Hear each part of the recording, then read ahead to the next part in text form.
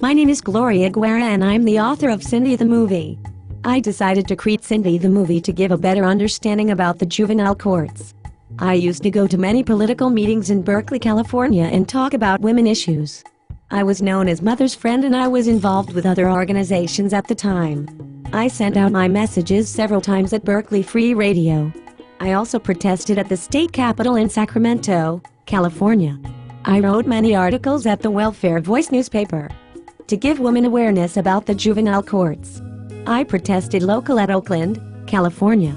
I studied political issues. Now my main mission is to give women a voice in the juvenile courts. Tell me more. My story is an issue that the public must know. On December 16, 1990, I was a single mother with 3 children.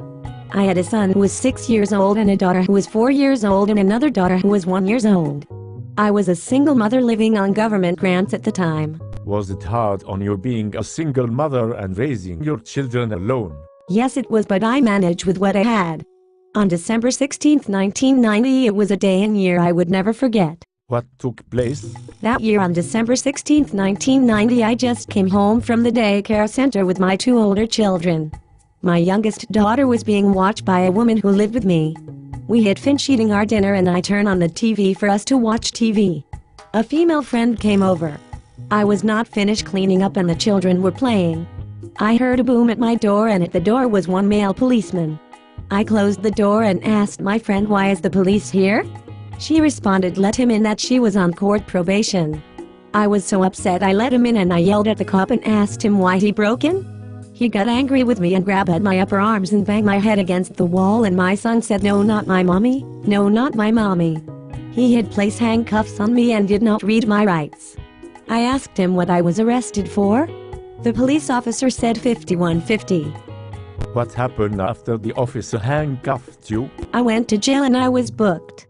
I had called my mother and explained to my mother that my children was removed from me. My mother was not too happy about what happened. That must have been hard on your family? It was hard on my family. I spent 4 days in jail and face a criminal court. Just knowing you had your children removed and being beaten up by a cop was bad. It was really hard on me.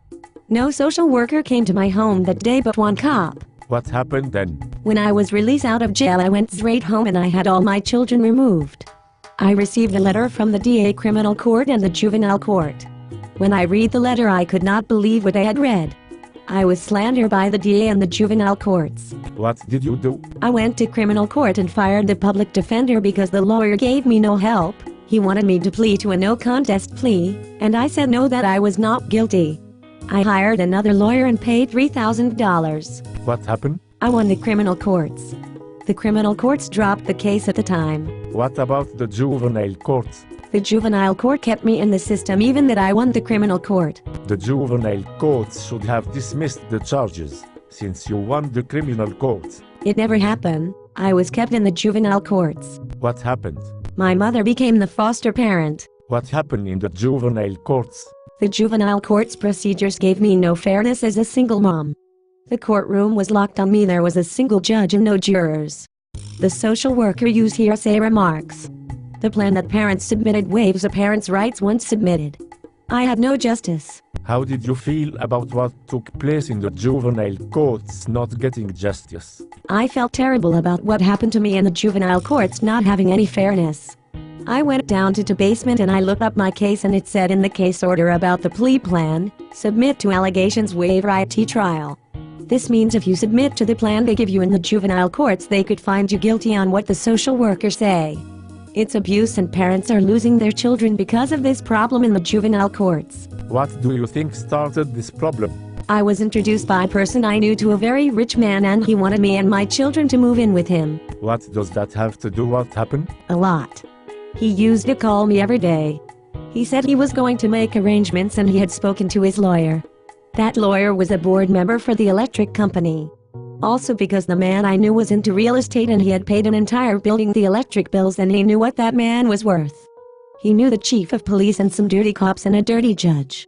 The lawyer wanted me not for me to move in with that rich man at the time. Because that lawyer had plans. What do you mean? It was a plan to remove my children so that rich man would forget about me. Years later he passed away and I was at the post office and I was checking my mail and he appeared at me looking at me like something was wrong at the time. What did you do? I went to the Superior Court and I looked at his probate case and I saw that same lawyer went to the top of the list.